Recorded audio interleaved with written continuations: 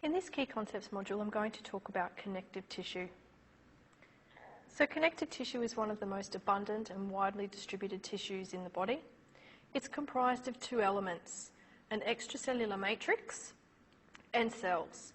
And you might recall from one of the very first lectures that we had for the unit that cells are quite few in number in connective tissue compared to other areas of the body. The structure of the extracellular matrix determines the tissue properties, and so it's comprised of generally gelatinous material, and this will determine whether or not it's a hard or a stretchy or a soft connective tissue. Connective tissue may be embryonic, and so this is associated with the fetus, or mature, which is found post-delivery. So the first kind of connective tissue that we'll look at is the mesenchymal connective tissue, and so you'll see that this is an embryonic tissue.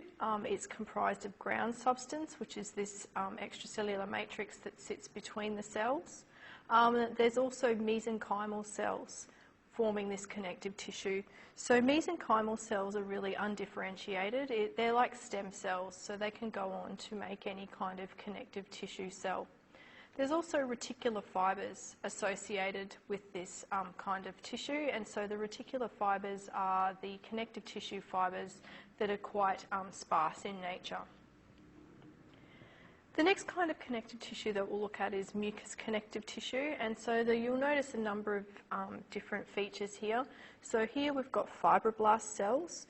So it's the fibroblast cells that actually produce the fibres associated with connective tissue, so things like collagen fibres and elastin fibres. And it's the ground substance here you can see that sits between the cells that's really comprised of that gelatinous supporting material. The next tissue we'll look at is areolar connective tissue, and if you have a look at this, it looks quite spacious or quite airy in nature. You can see a number of collagen fibres here. You'll see though that there's really no order to the way the fibres are aligned. They're located in all directions. And this is because our skin, if you look at it, has to move in all directions. It doesn't just move in a forwards and backwards direction or anything like some of our joints might. It's actually required to be stretchy and to expand in size as we grow. So therefore we need collagen fibres that are aligned in a whole heap of different planes.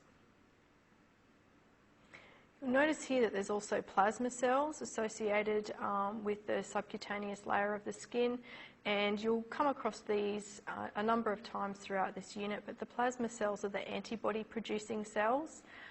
They're associated with the immune response, so they're formed from B cells, and so they form antibodies upon exposure to antigens in blood and body fluids.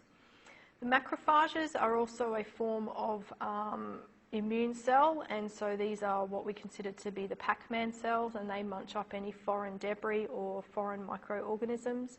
And mast cells are also associated with an immune response, but this is more related to inflammation.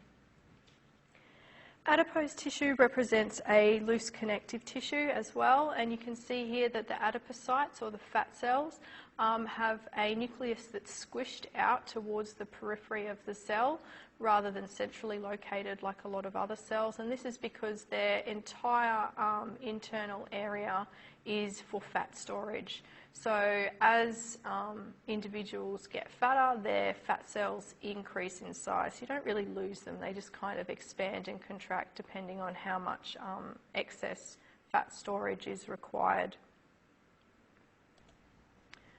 Reticular connective tissue, again, is another loose connective tissue, and you can see that there's quite a lot of space in the ground substance here between the fibres.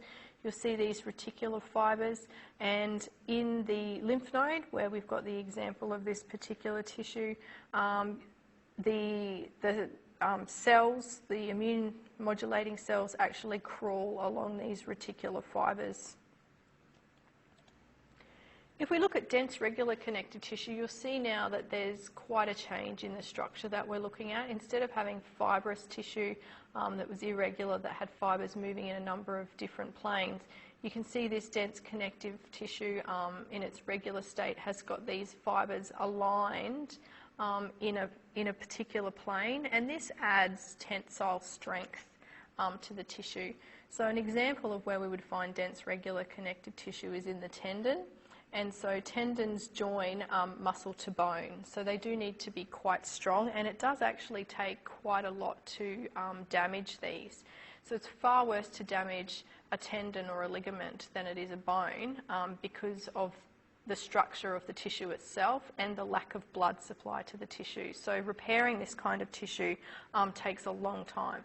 Again, you'll see that you've got fibroblasts in here, so we've still got cells fewer in number than what we've got fibrous material, but it's the fibroblasts that are going to produce the collagen fibres that make up this connective tissue. Dense irregular connective tissue, you can see, looks quite a bit different. We haven't got everything all lined up in one plane here. And again, an example of where you would find this is the skin, so an area that does have to be readily able to change shape based on movement and based on growth of the person. Again, we've got fibroblasts that are going to be producing those collagen fibres, but you'll see that we've got them in a number of different planes because we can cut through the sections here and see fibres running lengthways and fibres running lengthways along here as well, but in multiple planes. Elastic connective tissue allows the stretchability that's required for things like blood vessels. So you can see here that we've got elastic tissue. You can see that these fibres look like they're quite well aligned, but they do allow the expansion and the contraction of these vessels. Again, we've got fibroblasts producing the elastin fibres.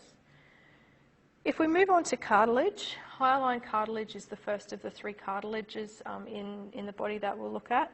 Hyaline cartilage is the most abundant type of cartilage in the body. It's typically found in joint coverings, the ribs, the nose, the larynx, the trachea. You can see here the fetus, the skeleton of the fetus is predominantly comprised of hyaline cartilage early in gestation. And you can see that we've got a number of different features in this tissue here that we haven't previously seen in the connective tissue. So the ground substance, again, is just that background supporting material. It's typically gelatinous in nature. We've got a chondrocyte here. So a chondrocyte is a cartilage cell. So chondro means cartilage and cyte means cell. And you can see these in here. And we've got lacuna. So lacuna or lacunae means little lake, and so these are areas where the cells actually live and are nurtured. And we've got a perichondrium. So the perichondrium is the way of actually containing the cartilage within a space if it's not associated with a joint. So these look quite glass-like in nature. So hyaline cartilage is typically described as being smooth and glassy. Fibrocartilage is the next type of cartilage that we'll look at. Again, you can see that you've got chondrocytes here. They're living in the little lacunae, and we've got lots of collagen fibres associated with this particular type of cartilage.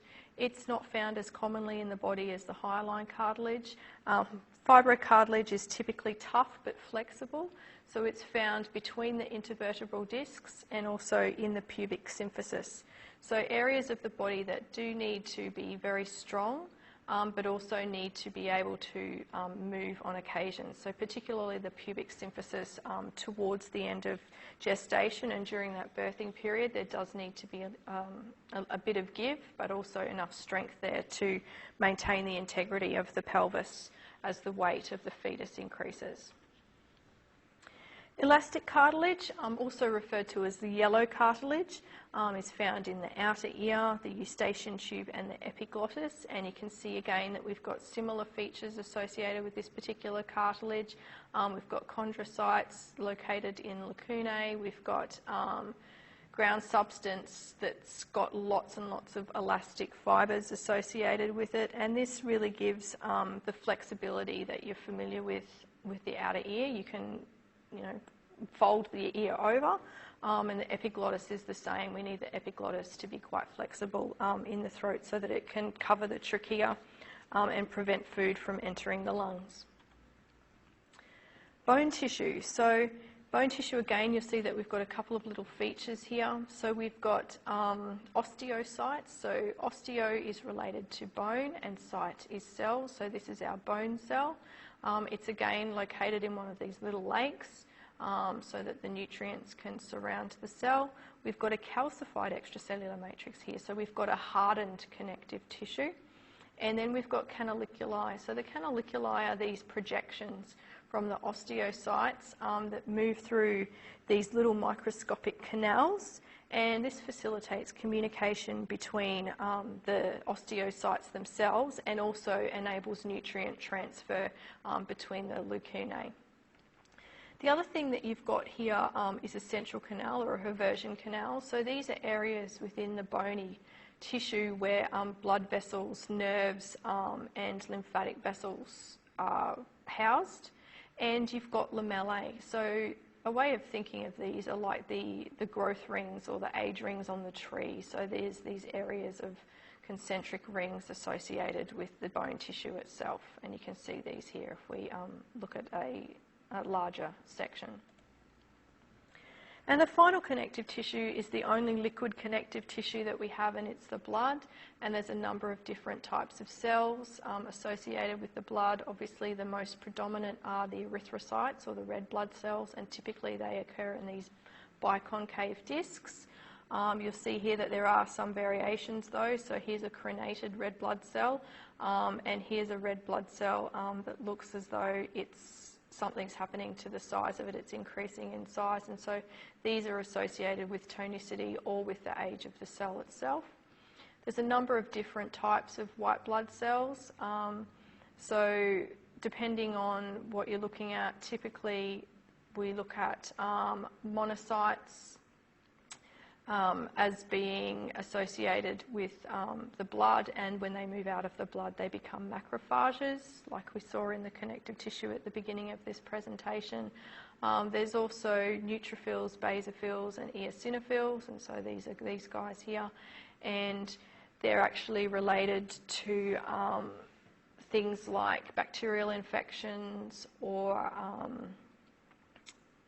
allergic responses. Platelets, so these are cell fragments and they're associated with the clotting cascade in hemostasis.